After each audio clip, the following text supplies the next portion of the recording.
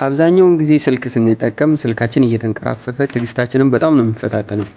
ስለዚህ ሳምሰንግ ስልክ የምትጠቀሙ ሰዎች ይህንን ስቴፕ በመከተል ስልካችሁ ቀርፋፋ እንዳይሆን ማድረግ ትችላላችሁ። አንደኛ ስልካችንን ሪስታርት ማድረግ ነው። በሳምንት አንድ ጊዜም ቢሆን ስልካችሁን ሪስታርት አድርጉ። ይሄ ቴምፖራሪ ላይ የተከፈቱ ፋይሎችን በመዝጋት ስልካችሁን ከመንቀራፈፍ ያተርፋል ማለት ነው። ሁለተኛ ኦፕቲማይዝ ዊጄቶችን ስክሪን ላይ በመጨመር ሁል ጊዜ ኦፕቲማይዝ ማድረግ ነው።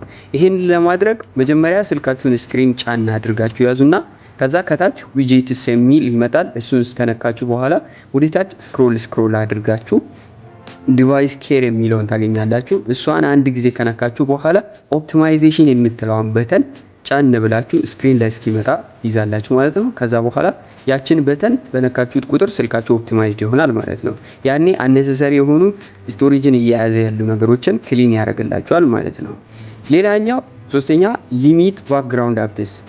ብዙ ጊዜ በጣም እኔ ይህንን ስልክ አጠቃቀም ብዙ የማያውቁ ሰዎች ሲያደርጉ ያለውና ከአመት እስከ አመት ፋይል ሳይዘጉ ይጠቀማሉ ማለት ነው። ይሄን ስላችሁ ሪሰንትሊ የተከፈቱ አፕሊኬሽኖችን ሳይዘጉ በጣም ይቆያል ማለት ነው።